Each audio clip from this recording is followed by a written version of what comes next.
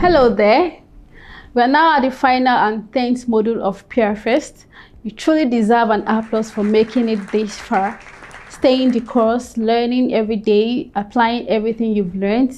You deserve the big break that is coming your way soon, and I can't wait to celebrate you. Today, we talk about the very reason that every entrepreneur is in business. It's the customers. We're going to talk about customer experience management. In this module, we're going to talk about what customer satisfaction is. We're going to talk about what is customer experience and how does that translate in practice. We're going to talk about what is called the service recovery paradox, and we're going to talk about managing difficult customers. What is customer experience management? Customer experience is how users interact with every touch point of your business. Providing a quality customer experience means listening to your customers and doing things exactly how they want it. Before you can actually listen to a customer and prove you've done that, that means you should have developed a system to collect, analyze, and utilize their feedback. This will help you to reduce frictions throughout your customer journey. There are 4 elements of a customer experience. We talk about having a customer-centric culture, which means everything you do is about the customer. Every decision you make is meant to serve the customer directly or indirectly. And your touch points are well designed. But what are touch points? I'll get to that shortly. Then you have a custom of consistent quality. It's not as if you're going to do something good today and the next moment you are dropping the ball. No, consistency matters if you're talking about customer experience. And lastly, customer satisfaction. Everything you are doing does not really hit the ball if the customer is not satisfied at the end of the day. Now, who is your customer? Simply put, the customer is someone that buys from your business, someone that utilizes your goods or services, and in exchange for that pays you a certain amount of money. Now, some schools of thought go ahead to differentiate internal customer, external customer, and by internal customer they mean the relationship between different teams within the business or between your supplier and you. But in most cases the internal customer doesn't pay, so we will not be applying that definition here. If your business serves different categories of customers, it is quite important for you to determine who your primary customer is. Even if you have many customer segments, there will be at least one of those segments which contributes to your primary income or to the larger volume of income. So when we now talk about having customer-centric policies, you are going to be making policies largely that speak to the needs and preferences of your primary customers. They also need to differentiate between your customer and your consumer, because there are cases where they are not one and the same. For instance, if you are into the baby diaper business or Indomie, you are the maker of Indomie or something similar to Indomie. The parent who buys is your customer. The child who eats it, who demands for it, is your consumer. So by the time you are designing your Indomie and making decisions about what the pricing should be, where should we distribute it, then you actually have to consider both the buyer, which are your customers, the parents, and the consumers. So decisions about pricing, about distribution channels, they have to do with the parents who are going to buy the products. Decisions about should we change the packaging, should we change the flavor, those ones have to do with the consumer, who is the child who eats the products. Because the day your consumer stops enjoying your product, then the customer also needs to stop buying it. Now, assuming you are a new business and you are just at that stage where you're asking yourself, who is my customer? There's something we call customer persona or a user persona. It simply means you are performing an exercise where you are designing your ideal customer. You have your product or your service, then you sit down and ask yourself, the person who will utilize this service, who is going to enjoy it the most, what do they look like? What is their agenda? What is their income level? What is their educational level? Where do they live? Are they city dwellers or do they live in the suburbs? Do they have preferences? Are they internet savvy? Which will mean that you will have to reach them via the internet or some other tech-enabled means. So you have to actually sit down and create who your perfect customer is. Then you start gaining insights into what they prefer and how you tailor your product and services to those preferences. When you create your customer persona, you are basically going to be filling a canvas or a template. And this template has different sections which must be filled. Remember, the last time we talked about canvas was in relation to business model canvas, where we learned about creating a business plan. And we did say the business model canvas has 9 different segments which must be filled. In the same way, the customer persona canvas has different segments which must be filled in order for you to have a full picture on who your ideal customer is. And it is these insights which are going to drive your marketing activities and your sales. When we are talking about your business transitioning from a small business to a large corporate, an unspoken corollary of that is that you're going to have way more customers than you had before. Whether you've been serving 1,000 customers when you were making 10 million naira in revenues, now that you're aiming for 100 million in revenues, it is safe to say that you need to also have 10 times the number of customers you've been serving before. So you don't just leave things to chance at that level. Everything must be curated. Everything must be fine-tuned, which is why it is important for you to have a system that tracks customer interactions, that actually designs the journey they make. So when a customer comes to your website, for instance, you're going to actually design it. This is what I want them to do when they come to my website. So the button for that action, okay, for instance, I want them to sign up.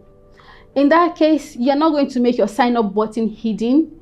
And then your sign up form should actually be easy to fill, because the end result of that design is you want customers to sign up. So everything has to be well thought of, well laid out, and well planned, well executed, and of course measured. So if you are going to get to a level where you'll be dealing with a large number of customers, which should translate into the high revenues that characterize a high growth business, you should also have a system in place for designing, planning, and measuring your touch points. When we talk of touch points, these are some examples: your website, which I've mentioned, your social media handle, your digital marketing content, which is the copy you put out when you're advertising, your physical store, how does it look and feel to shop in there?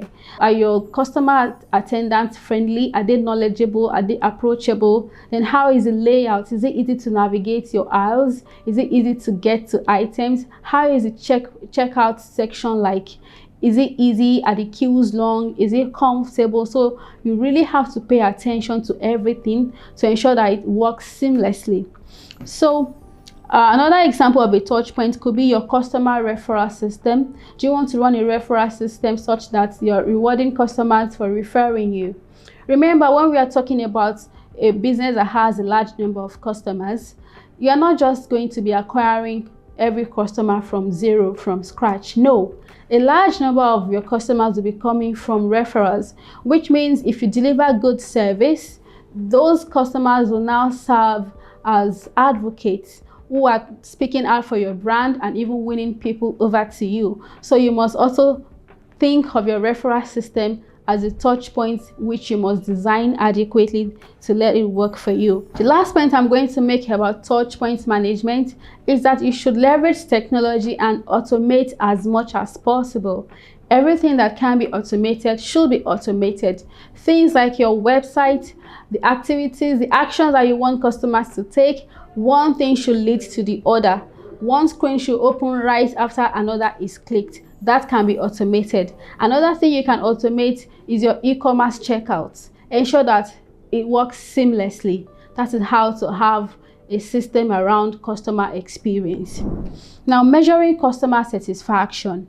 Like I said before, at the level we are getting to, where you want to be dealing with a large number of customers, you're not going to get everybody from scratch. Everybody that comes to your business at that point is not going to be someone you directly acquired, because it is way more expensive to acquire a new customer than it is to retain existing ones. And by the time you retain existing ones, they are also now going to be referring their family and friends, people in their network, to shop with you. So it is important to ensure that your existing customers are loyal so that they stay. When you have customers leaving your business, we call that customer churn or customer attrition. So you measure that by looking at the rate at which your customers are leaving. You understand? So what you want to see on that metric is that that rate is low. You are able to retain your customers, which means you should be doing things that lead to customer satisfaction. There are very many ways to measure customer satisfaction. For instance, when you use a lot of banking apps, I don't want to mention names of any bank now, but what I've seen is that many banking apps, after you've concluded your transaction, a screen comes up that has 4 or 5 emojis with different expressions, and they ask you to pick an emoji that represents the kind of service you just had. That system is called the Net Promoter Score system of measuring customer satisfaction, NPS. These are formal ways for you to know that customer experience is something really big, and big organizations pay attention to it and they measure nitty-gritty. So you also can adopt NPS, a system where every customer is telling you how satisfied they are and how likely they are to refer you to their network of friends and family. Then you can also adopt what is called CSAT, that's customer satisfaction. It is also a formal method, like a survey method, where a customer assigns you a score to represent how satisfied they are. So when you are using CSAT, you will have a target. CSAT must not fall below this. And when a customer gives you a score, you want them to explain so that you know how to do things better and tailor the customer's experiences accordingly. In order to measure, you must first document, and that is why you had your CRM tools. Remember what we talked about in Module 7, leveraging technology, how you must have CRM tools that document and record all interactions. So CRM tools play a part here. It's a very big part of customer experience management. They help you to record everything, and you can then measure how you're doing going forward. In the course of business, we all pray for our businesses to last.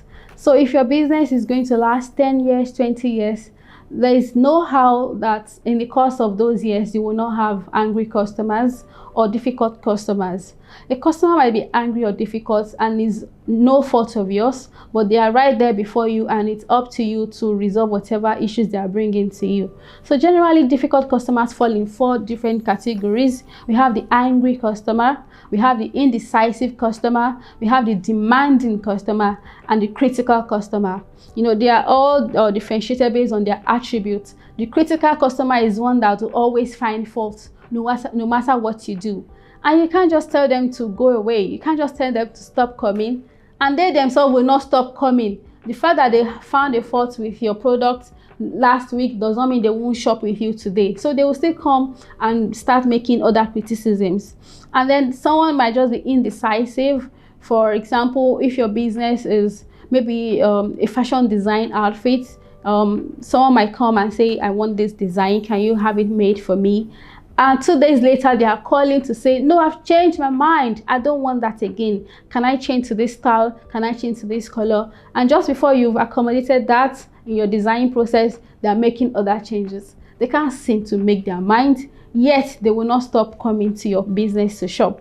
You have demanding customers who want everything perfect, the princess treatment. You know, they keep making demands, and you just have to be seen to first acknowledge those demands and then do your best to accommodate them. So different types of customers exist and they have different levels of complaints. However, there are some general steps that apply to resolving customer complaints of any nature. I'll talk about these 6 steps. Number 1, listen actively and empathize with the customer. Listening actively means that at different points during the customer's rant, you're acknowledging and you're letting them know that you're with them. What's like, okay, what then happened? You know, just to show that you didn't just zone out, you're with them. And empathize, which means you're acknowledging that the customer deserves to have that reaction. Their reaction is valid, even if it is unpleasant to you. And you should apologize, because the fact that they went through that in the course of doing business with you, they may not have gone through it if they had patronized your competitor. They may not have had that experience. So it may not be your fault. It may be the fault of your employee. It may be the fault of your colleague. But since they are in front of you, be the one to apologize and say sorry.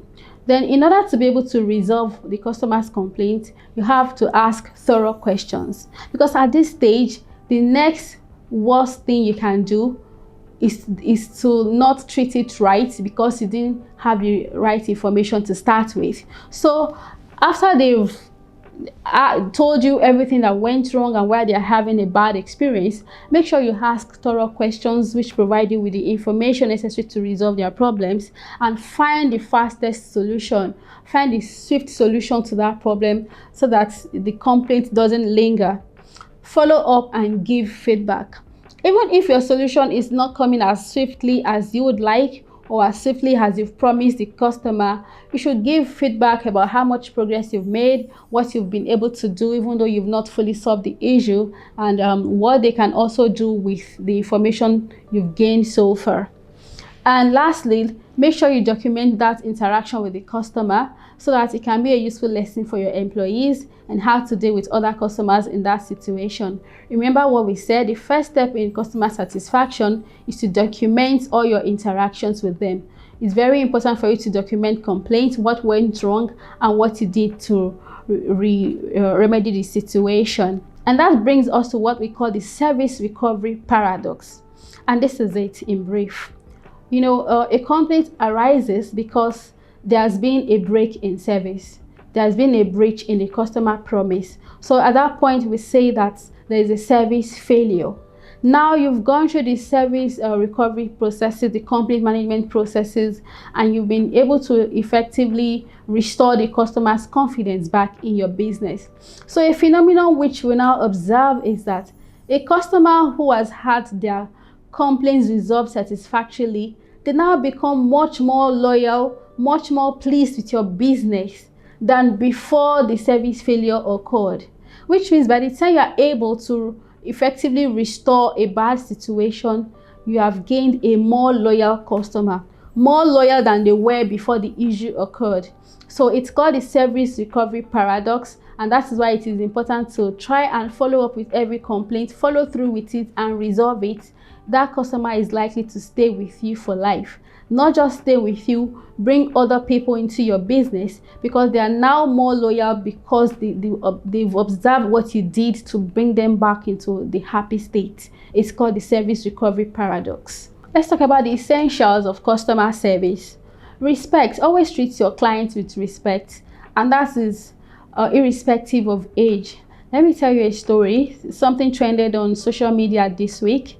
It's you know, usually when you're shopping with vendors and you slide into their DMs, and maybe the customer did not greet the madam well enough, but she didn't even look at the fact that this person has come to buy from me.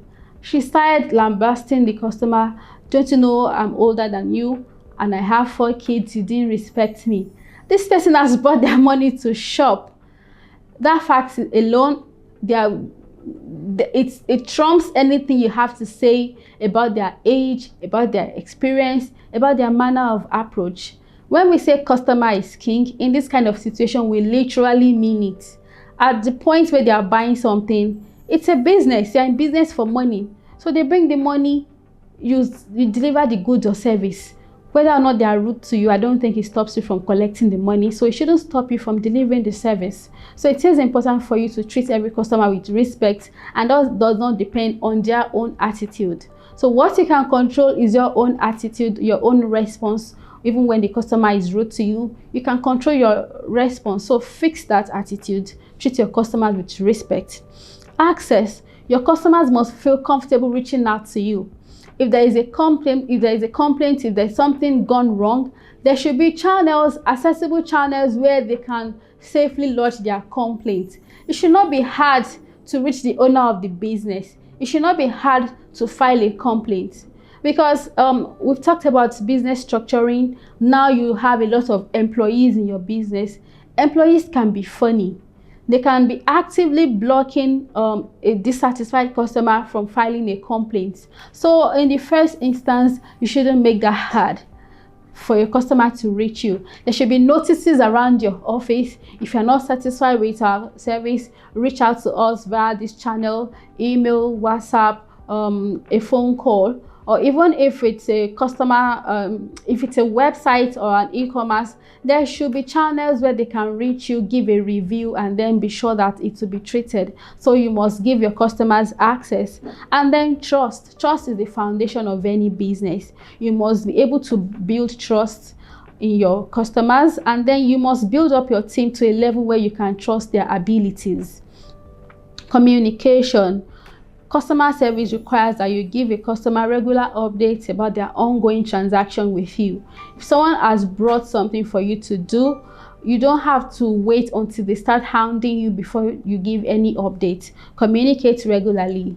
And above all, a positive attitude. A kind smile and a friendly tone can make all the difference in making your customers feel appreciated. In our live class, we shall be creating a customer persona for your business, and we will be mapping out the touch points for your business. You will also get free templates on resolving customer complaints and for creating your user persona. I look forward to celebrating with you. You have completed this course, and when you start applying the business principles we've learned, success is inevitable. See you at the top.